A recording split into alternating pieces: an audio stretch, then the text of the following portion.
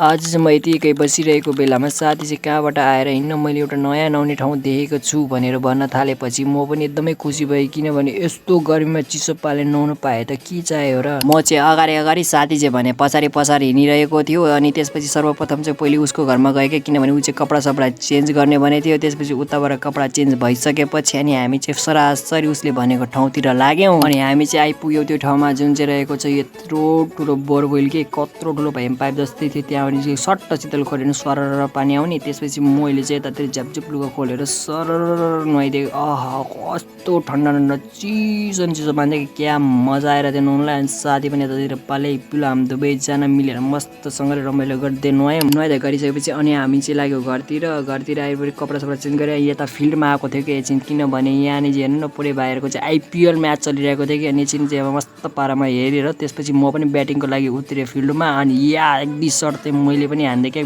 बवाल चाले। अनि यता फेरि दुईजनाको चाहिँ अर्कै रोमान्टिक सिन चलिरहेको थियो। यता पनि सनसेट पनि क्या दामी लागिरहेको थियो कि, त्यो हेर्दै म चाहिँ यतातिर मस्त पारामा सुत्दै गरेको थिएँ। अनि त्यसपछि हामी सबैजना आफ्नो घरतिर लाग्यौँ। घर आउनुको सायद मलाई यता काम पनि अराइदिनु भयो। मम्मीले आज चाहिँ पोटलको तरकारी बनाए भनेर भन्नुभयो, किनभने मम्मीले चाहिँ अगाडि खानासाना बनाइसक्नु भएको थियो। अनि त्यसैले आज तरकारी मलाई बनाउनु भनेर अर्डर दिनुभएको थियो। अब नाइ चाहिँ भन्नु मिलेन। त्यसपछि चट्टसितले यतातिर पोरेर लिएर चट्ट काट्नतिर बसिहालेँ। अनि चट्ट काटेर पनि यतातिर हेर्नु न पुरै मस्तसितले कटिङ गरेर राखेको छु यो भाँडामा। अनि त्यसपछि चुलामा मस्त आगो बालेर अनि कराई पनि बसालेर त्यसमा तेल सेल हालेर मस्त पारामा पहिले चाहिँ यहाँनिर प्याज भुटेर अनि त्यसमा चाहिँ माथिबाट अघि काटेको पोरर हालेर अनि त्यसपछि त्यसमा हल्का मरमसला पनि हालेर मजाले मिक्स गरेर अनि त्यसपछि छोपिदिए एकछिनको लागि। तबसम्म चाहिँ म त फ्रिजको चिसो पानी घटघट खाएँ, किनभने यता मेरो हालत पसिनाले गर्मीले के साह्रो भएको थियो क्या, पसिना पनि निस्किरहेको थियो। अनि त्यसपछि 2-4 आप पनि मम्मीले फ्रिजमा राख्नु भएको थियो, त्यो पनि निकालेर गुवाम खाइदिएँ। पोटलको तरकारी पनि यतातिर पाकेर रेडी भइसकेको थियो। त्यसैले त्यसलाई चाहिँ माथि छोडेर म चाहिँ ठन्डा हावा खान भनेर पङ्खामा आएर मस्त पारामा चाहिँ पङ्खामा बसिसकेपछि अनि यतातिर मम्मीले खानासाना खान पनि बोलाउनु भयो। त्यसपछि मस्त पारामा आजको खानासाना